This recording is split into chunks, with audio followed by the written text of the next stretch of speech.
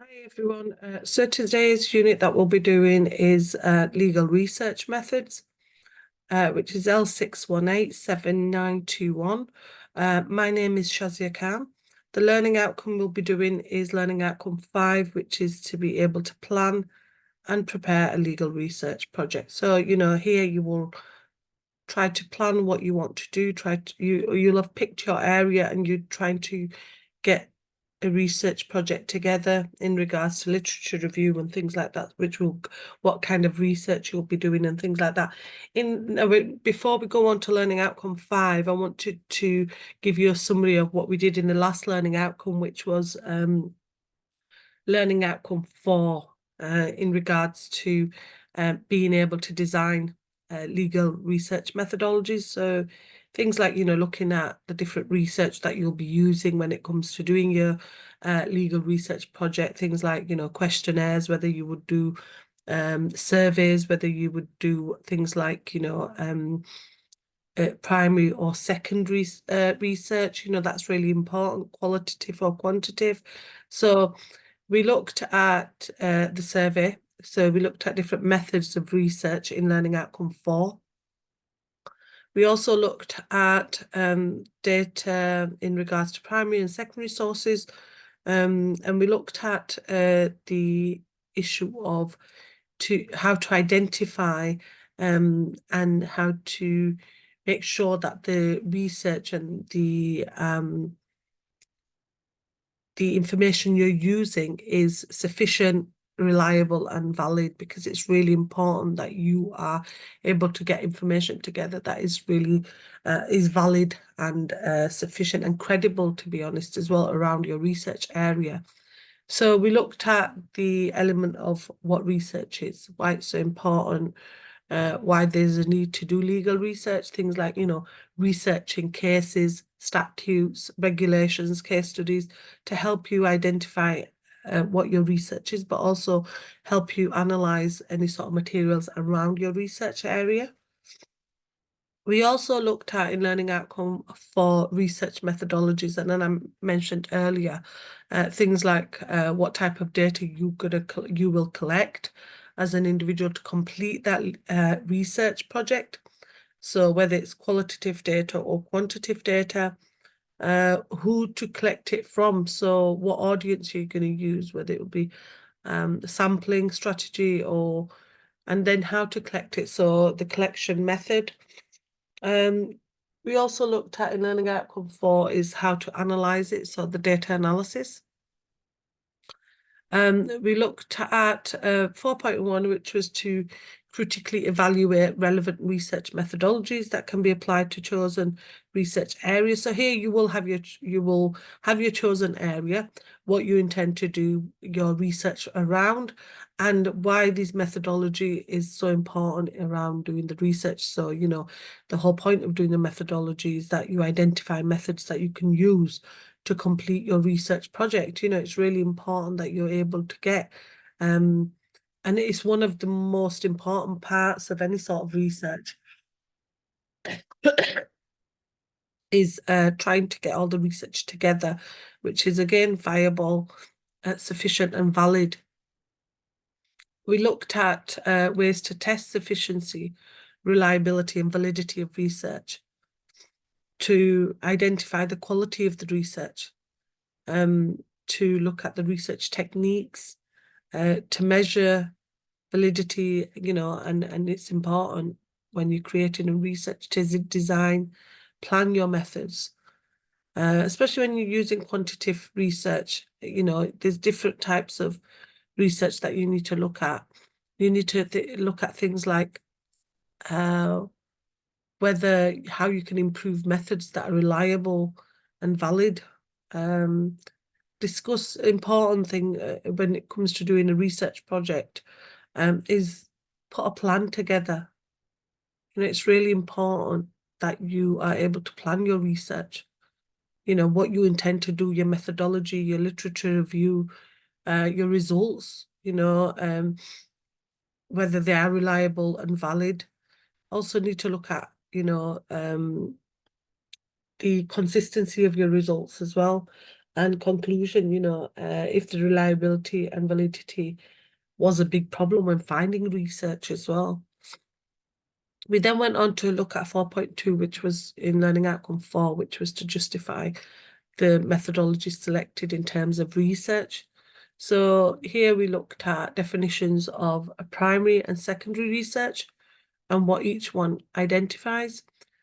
So it could be, primary could be collecting data by your own surveys or observations, and the secondary could be like, academic pieces of work, journals, government agencies, national statistics. And why that's important, secondary piece of legislation, secondary data is really important in regards to producing this literature review. So you're able to identify where you're getting your information from and that you are using a wide range of resources out there. We then went on to look at 4.3, which looked at proposing suitable techniques to use with quantitative and qualitative data collection and analysis. So we looked at what quantitative research involves and what qualitative research involves. So things like quantitative research could be numerical things, and it analyzes statistical methods, whereas qualitative research collects non-numerical things like words, images, sounds. So it focuses on exploring the subjective experiences.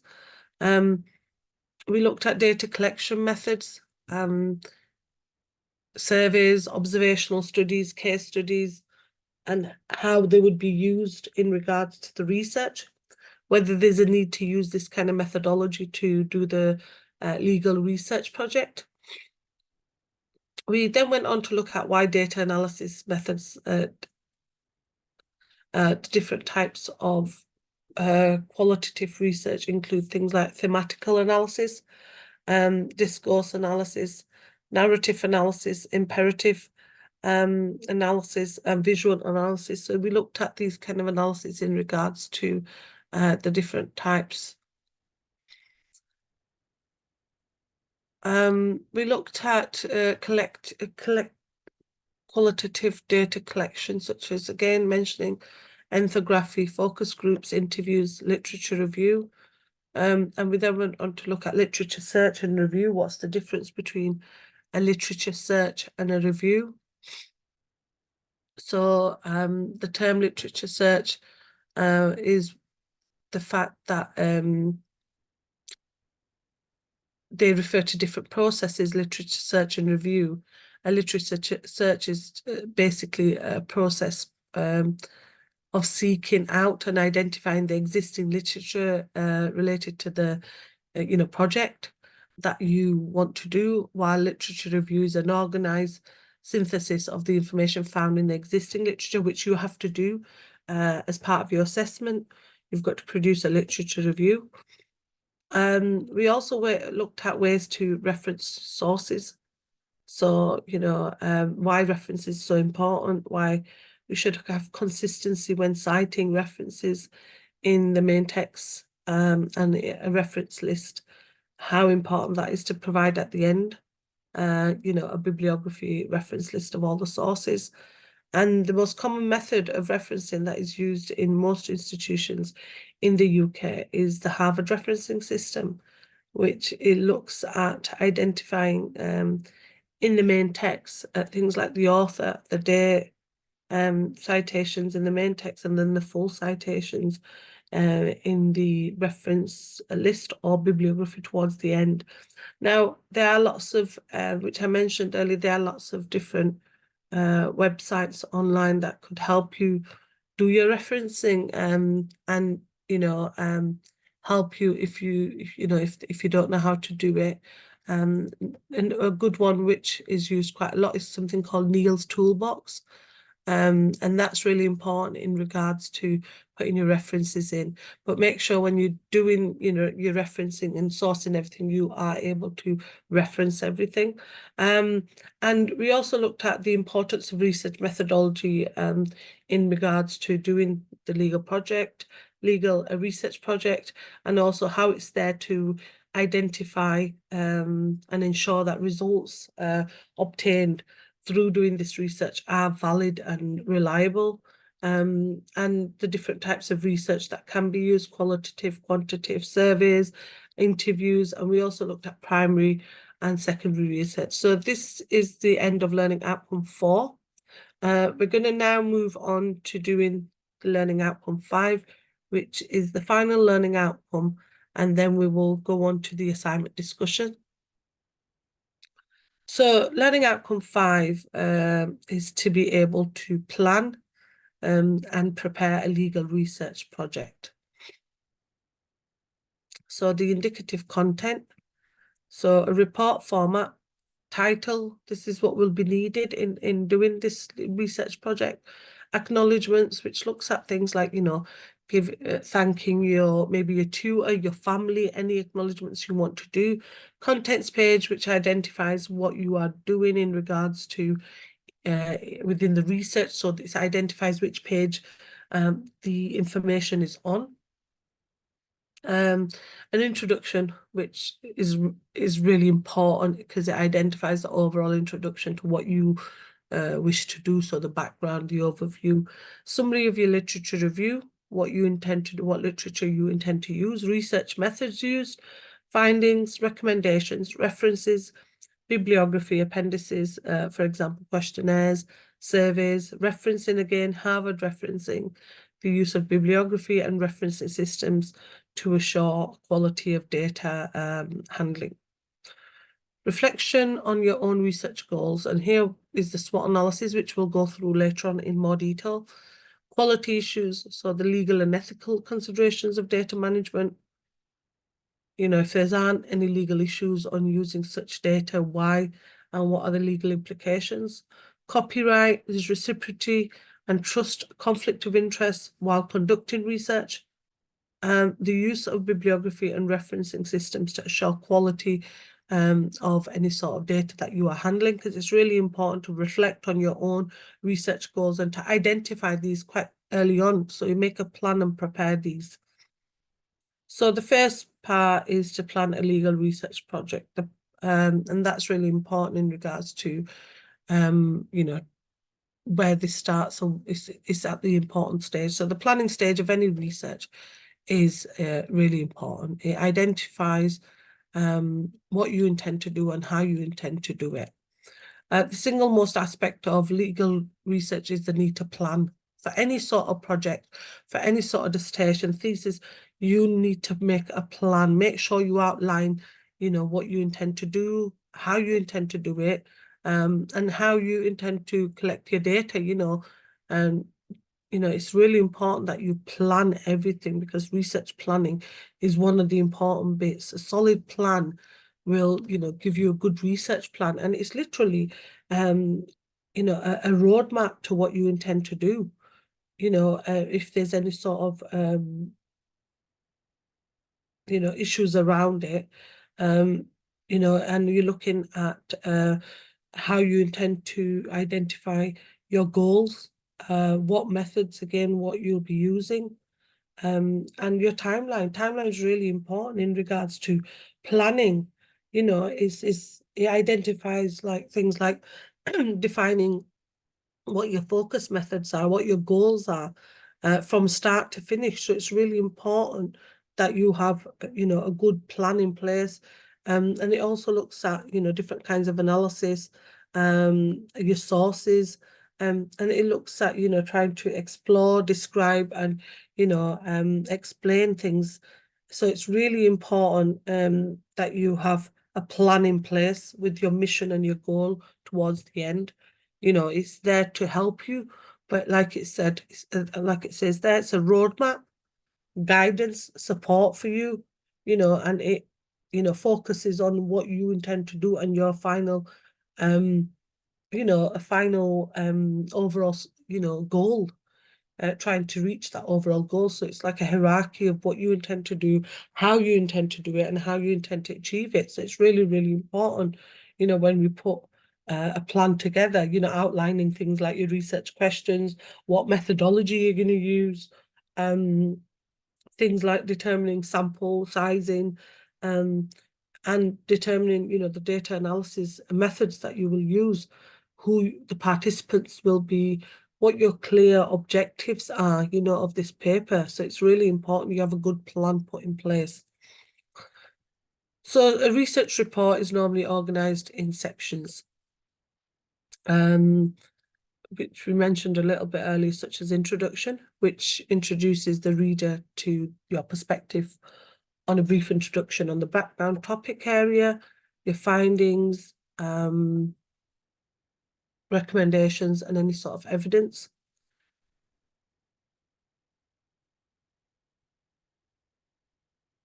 And, you know, you should have a title page. The report format should include title, acknowledgements, as we mentioned earlier, contents page, introduction, summary of literature review, your research methods, your findings, recommendations, and references and bibliography and appendices.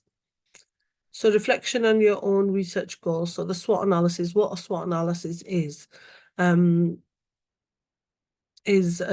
matrix for analysing your strengths and weaknesses, as well as opportunities and threats that you face. This helps you focus on your strengths, minimises your weaknesses, and takes the greatest possible advantage of opportunities available for you.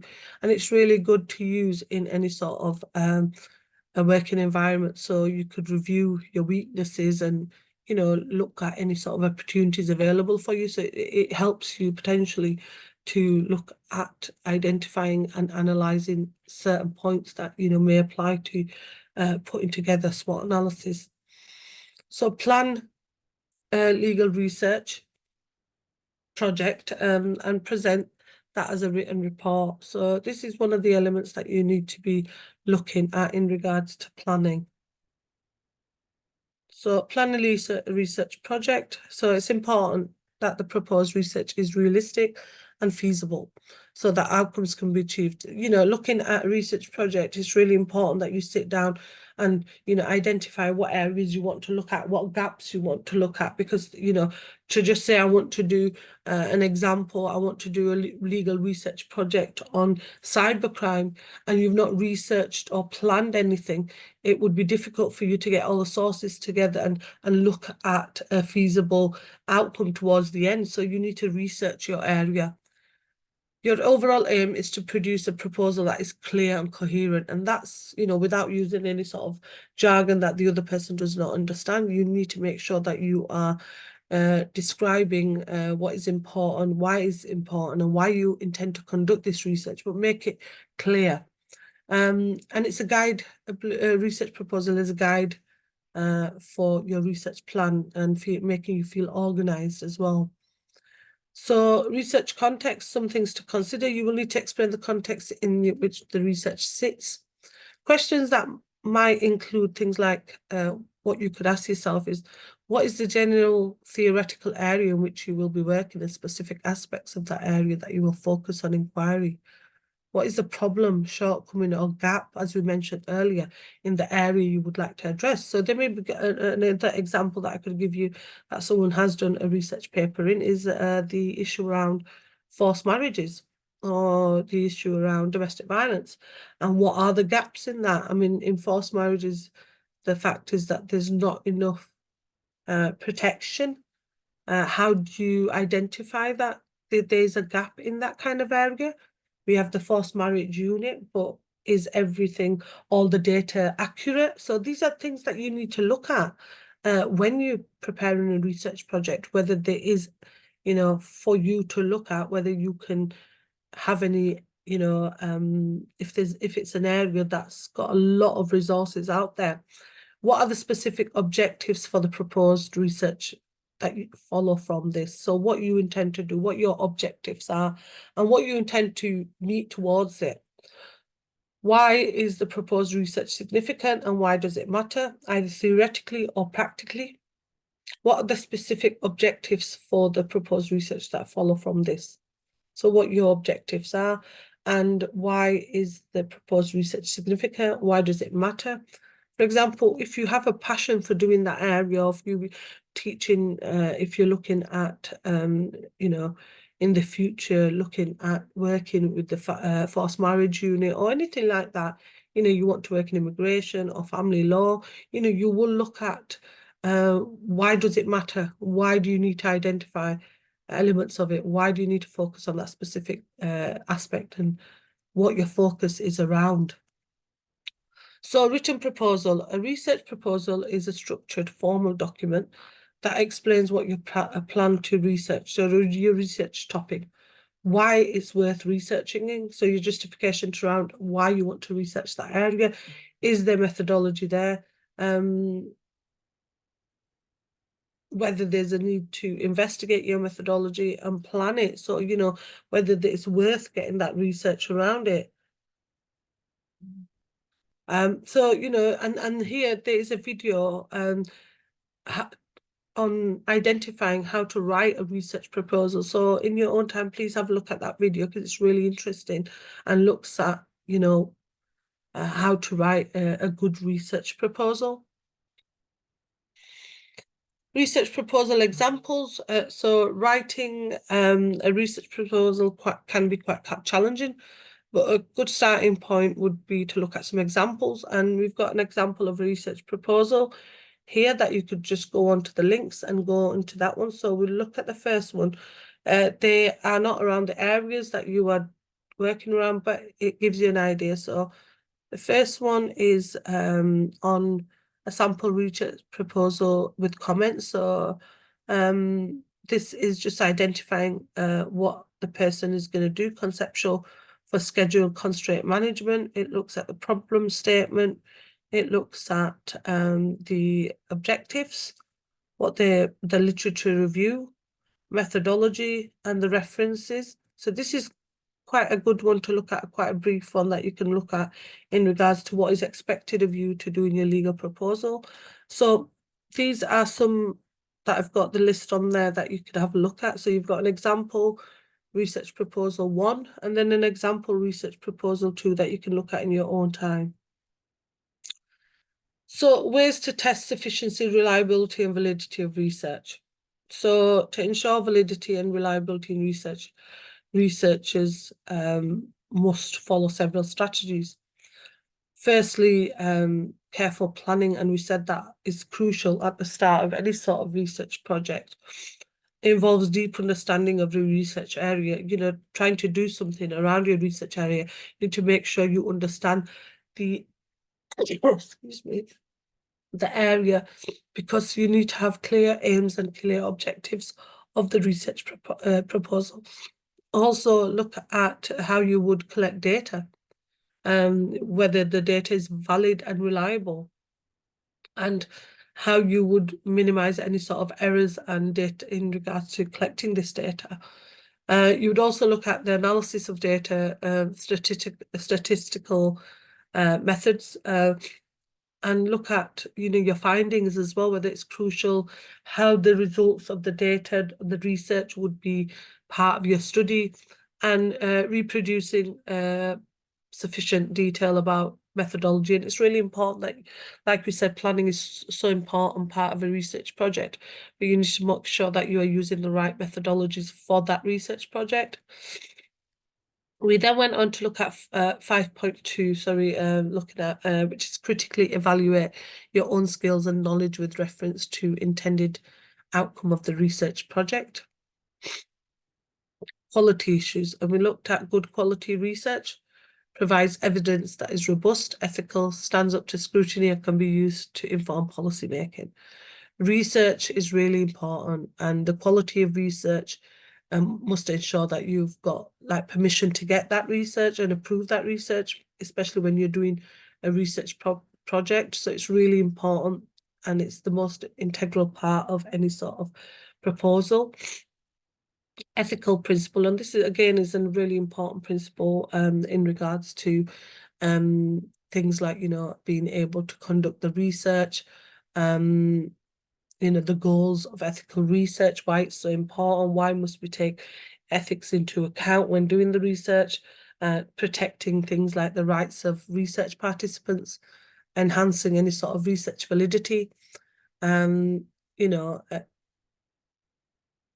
we're there to protect the well-being, and and ensure any sort of findings are valid and reliable. It's crucial crucial consideration that you make all the difference when it comes to the outcome. Research is really important, and ethical research methods and procedures need to be dealt with quite stringently, and being able to involve the researcher, but also look at the ethical issues around that, if there are any issues.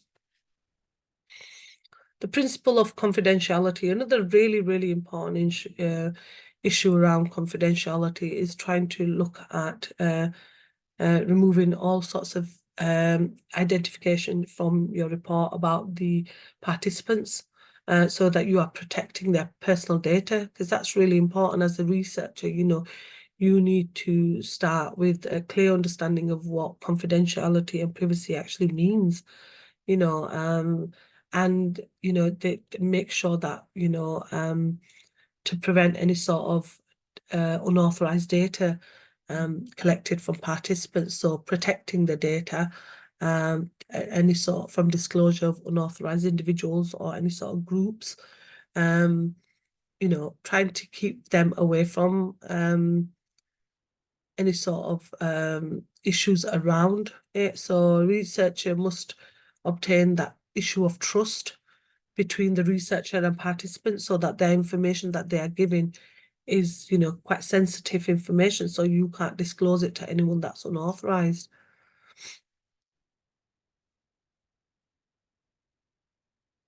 An example I'll give you of confidentiality when collecting any sort of data is to keep your data confidential. You should take safeguard steps to safeguard it and prevent any sort of threats to data privacy. So you should make sure that it's locked away in a file or a drawer, and all data that you've collected is password protected, so it identifies that you're able to look after the data. So the next one is the data security principle in research. Data protection in research refers to all measures, protocols, but put in place to safeguard any sort of collection of data. This encompasses physical security, digital security, as we just mentioned, essential for privacy, confidentiality, and the overall integrity of the project. So it's really important that you are making sure that everything that you are looking at, that is really important, that is you're going through the privacy, confidentiality elements, and the ethical elements, which literally focus on trust, sensitivity, and protecting the data from unauthorized people. And as a researcher, you must maintain confidentiality to build that trust between you and the participant. Participants, like we said earlier, may share sensitive information that they don't want to disclose. So, you as a researcher must respect that and protect the participants' rights and dignity by ensuring that kind of confidentiality. And it can directly influence the quality and credibility of your research results as well. If participants trust their information will be kept confidential, they're more likely to provide you any sort of information that is truthful and complete responses. So it's really important that you ensure that the information is both private and confidential. Things, as we mentioned earlier, data handling, storage, making sure there's passwords on things, making sure that, things are kept in drawers that are locked. Try to consider strategies to keep anonymous as well, because that's one way of doing your research. Ethical issues and data protection is a really important part of any sort of research. It refers to again looking at all measures and protocols put in place to safeguard any sort of data that is collected, any sort of physical security, digital security, as we mentioned earlier. When you implement any sort of data protection, measures. It goes a long way in ensuring then sort of confidentiality and privacy. So it's really important. Confidentiality builds this relationship between the researcher and the participant. So, you know, you should make sure that you are protecting that individual's data. It may be, for example, the publication rights, patents, you know, so you need to make sure that you are protecting it and you are taking into account ethical issues, confidentiality and privacy and protection of data. Now we're going to look at reflection on our own research goals, the SWOT analysis. So when we look at a SWOT analysis, it's really important to put one in place when you're doing your research project, because it gives you an idea of what your strengths, weaknesses, opportunities and threats are. It's a plan to evaluate these kind of elements. So it's, you know, and it's a basic component for analysing. It's quite a powerful tool as well, is the SWOT analysis, because it gives you an identification of what you intend to do and how you intend to do it, and if there's any sort of internal and external factors. So we've got a SWOT analysis, a diagram there, which looks at strengths, weaknesses, opportunities. And it says there, it's a SWOT analysis is a quick way of examining your organization by looking at the internal strengths and external opportunities. It helps your team understand the current state, determine where to go next, and inform the strategic actions and how they can be taken to achieve them. It is important to have a SWOT a good understanding of a SWOT analysis and how it can be applied in situations. So it's strategic planning tool that helps individuals identify internal, as we mentioned, and their external strengths.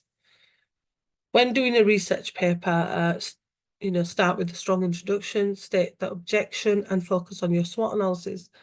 So you look at your strengths, weaknesses, opportunities, and threats, and how you would use them in identifying and analysing, you know, your research project. And it makes you, as a student, be aware of factors that you know, may not take into consideration. So SWOT analysis for a research student, a personal SWOT analysis for a student, is a tool that can help them identify their strengths, opportunities. Some example of how to conduct a personal SWOT analysis for a student is some of the strengths could be things like good time management skills. You know, you have good time management skills that will help you identify and put together a good research project. Strong work ethics could be another one. Good grades in maths and science. Strong interpersonal skills could be another strength.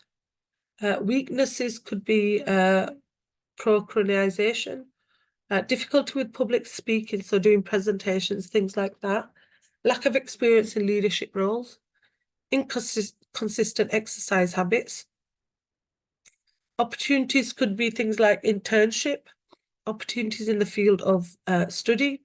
Joining a student club or an organisation could be a good opportunity for you to go through. Volunteering opportunities, study abroad programs, and the threats could be competition for internship and job opportunities, high academic standards, so the requirements that the institutions may want is quite high, limited job prospects in the field of study, and high levels of stress and pressure. You know, by a student or researcher conducting any sort of SWOT analysis, it gives them a comprehensive understanding of their situation, enabling them to make informed decisions. So this tool can be applied to various scenarios of SWOT analysis, such as evaluating potential maybe career plans, selecting any sort of study programs, or preparing for job interviews. It allows students to identify areas of improvement that we've just gone through a little bit, leverage their strengths and seize opportunities for personal and academic growth for the future. It actually, for students, it actually equips them with a valuable skill for navigating the complexities of their academic and personal life. It lets them dive into practical examples and strategies for implementing that.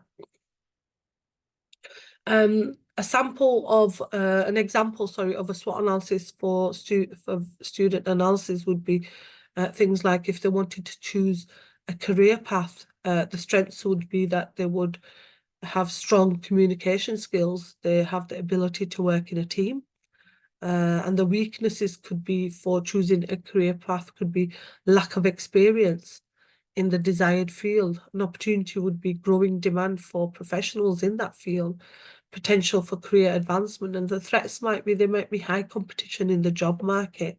So, you know, it's really important when completing a SWOT analysis that you're able to identify and prepare yourself and showcase your strengths. You know, when it comes to interviews and things like that, you know, a SWOT analysis is there for you to, you know, showcase what you've got, your strengths, your weaknesses during the interview, you know, and you know, for a student to do that, it helps them identify where they're doing well in and how they can delve into, you know, a situation. And in an interview, it really helps you identify your strengths, weaknesses, you know, opportunities and threats. That the qualities that make a good researcher are self-assessment, a great way to analyze your work performance and any areas for growth.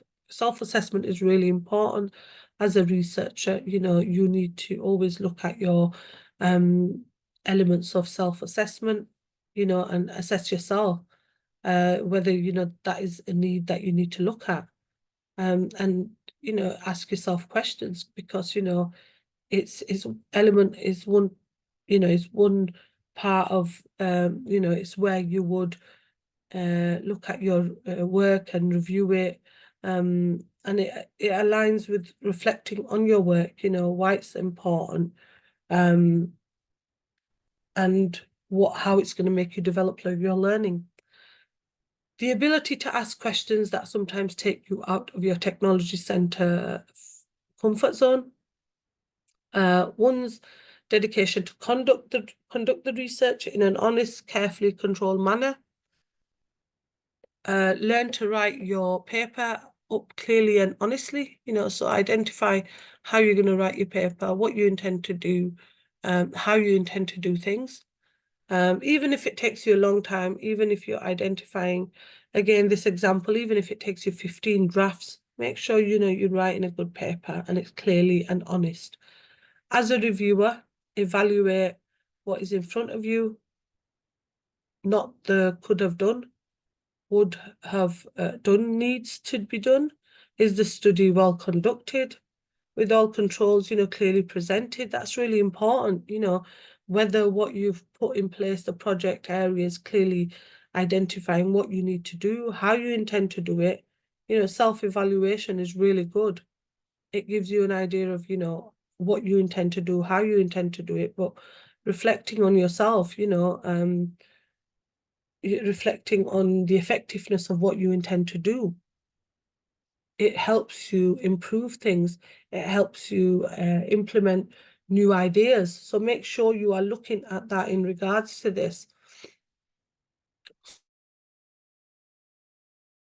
Conclusion: conducting a SWOT analysis is an effective way to identify your strengths, weaknesses, opportunities, and threats. And by understanding these factors, so it's really important when we look at SWOT analysis in regards to producing a research project, what the implications of that.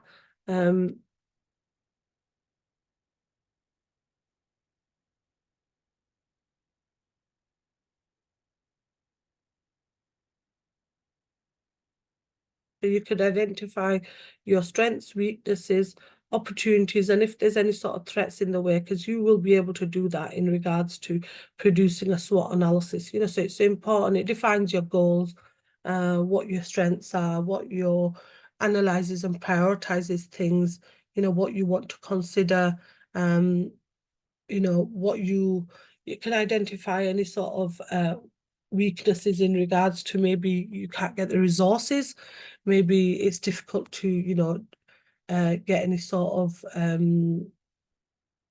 you know, you could improve your creative thinking and problem solving. So you should be able to, when it comes to identifying your SWOT analysis, to plan, to assess your strengths, weaknesses, and opportunities is a way for you, it's a useful tool and a plan for you to identify certain factors. So by understanding these factors, you can make informed decisions and develop strategies that align your goals. Whether you're a student, a business owner, or a SWOT analysis can help you gain any sort of issues around any sort of value insights into yourself or the organization that you will be, working with. And, when it comes to the purpose of a SWOT analysis, it's there to plan the research project you want to do, consider different factors, also look at the risk areas as well, because they're really important. And it helps you produce new ideas, and analyze, and helps you increase your awareness of threats. It depends on what you're doing your SWOT analysis on, but it is there to give you an analysis and plan your project. So we've now finished learning outcome 5 on the legal research methods unit, and I'll just give you an overview of what we've done in today's session. So just a summary, going back, quick summary. So we've looked at being able to plan and prepare legal research. We've looked at the different report formats and how it could be used in regards to having an acknowledgement, contents page, introduction, literature review, etc. We've looked at reflecting on our own research goals. So we've looked at the SWOT analysis, and we've looked at the quality issues, things like, the legal and ethical considerations of data management, copyright, trust. We've looked at planning a legal research project.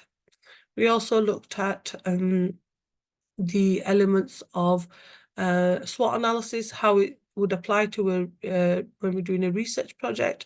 We've also looked at planning a research project, how planning is so important. And we looked at the written proposal and gave you some examples of research proposals that you could look at in your own time, and how it would be structured. We looked at the ways to test sufficiency, reliability, and validity, and looked at why reference is so important, and also looked at the ethical principle in research. We looked at data security principle in research and the importance of that. We also looked at reflecting on our own goals, such as the SWOT analysis, and how that would be used for a researcher or a student, and gave you some examples. And these are the references we've used for today's session, that you could go on and have a look in your own time, and make sure that, when it comes to doing that, you're looking at currency, relevance, authority, and accuracy, and the purpose of the research as well. Make sure that you refer to ebooks and journals on Moodle. So if there's any sort of journals or additional reading on Moodle, make sure you're referring to them to do your research. Make sure you are using case law, legislation, any sort of treaty, books, journals, publications, reference materials. Make sure you are referencing your material as well, because that's so important when it comes to, as we mentioned earlier, why using Harvard references is so important, and what the need is for using Harvard referencing. And make sure you are using academic pieces of work, because it's so important that you use academic pieces of work, because you need to identify that if there's any areas when it comes to your research that you're able to clearly support them with the sources. Journal articles, publications, any sort of government research that is available as well. Any questions that you need to be answered, or if you have any questions, email learnerwork@ukvarsity.co.uk. Submission of the assignment will be done on learnerwork@ukvarsity.co.uk, and the assignment submission is after 2 weeks of completion of the unit. So we've done all 5 learning outcomes, 1, 2, 3, and 4, and 5. The next session we've got is assignment discussion, which will be tomorrow. So I will thank you for attending today's session. And if you have any questions, please email learnerwork@ukvarsity.co.uk, and I will see you in tomorrow's session. Thank you.